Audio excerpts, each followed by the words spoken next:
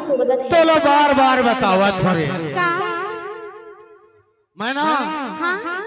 तोला देख था ना तो भारी चटक मटक जावा था कैसे नीचे ऐसे अरे सुन तो ले कलश के देख ले पलट के ना ऐ खुला खुला वाला गोरे गोरे गालला एक चुम्मा दे देना गोरे गोरे गालला एक चुम्मा दे देना गोरे गोरे गालला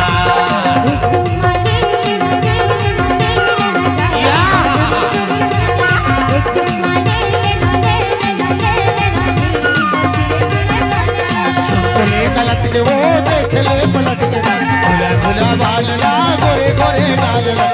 सुनले गलत के वो देख ले पलट के खुला खुला बालला गोरे गोरे गालला बतावा एक चुम्मा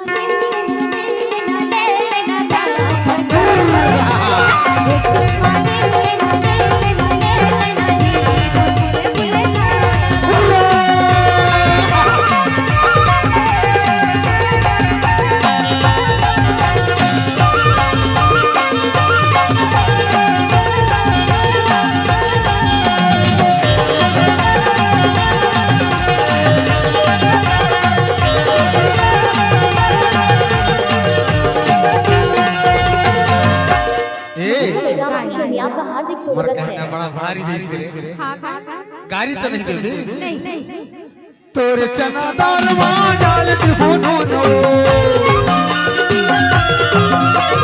तोरे चना दाल मां डाल के होनो नो गावा नोट दरिया गावा नोट दरिया टुरी डाल के सुनो गावा नोट दरिया टुरी डाल के सुनो खुला खुला बाल गोरे गोरे गालला खुला खुला बालला गोरे गोरे गालला एती सुन मोर बड़ा भारी मन गिरे कैसे तोला देख था ना ये गांव के टूर्नामेंट तुम्हारी ताली मारत है और मोर मन थे ना ऐसे लगत थे कैसे इतिया लेने बता थोड़ी कौन तीर में आना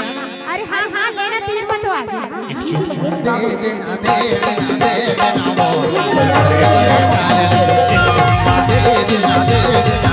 देना मोर गोरे गोरे गालला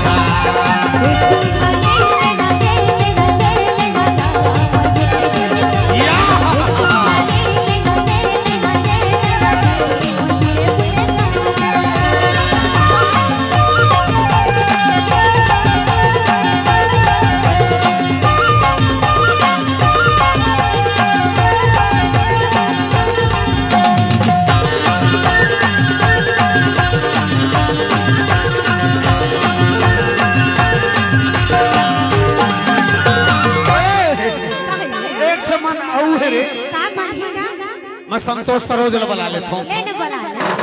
मोर भारी मन है रे कहा बता दो अरे बता का मन है तोर चना दाल मां डाल दूं हर दियो तोर चना दाल मां डाल दूं हर दियो तोर मनवा का तोर मनवा का तब बताना जल्दी तोर मनवा का तब बताना जल्दी खुला खुला वाला गोरे गोरे गालला खुला खुला वाला गोरे गोरे गालला अरे सुनना तो हवा ये टूरी लटका डरी से रे ना हाँ एतिया लेने बता एक चुम्मा दे देना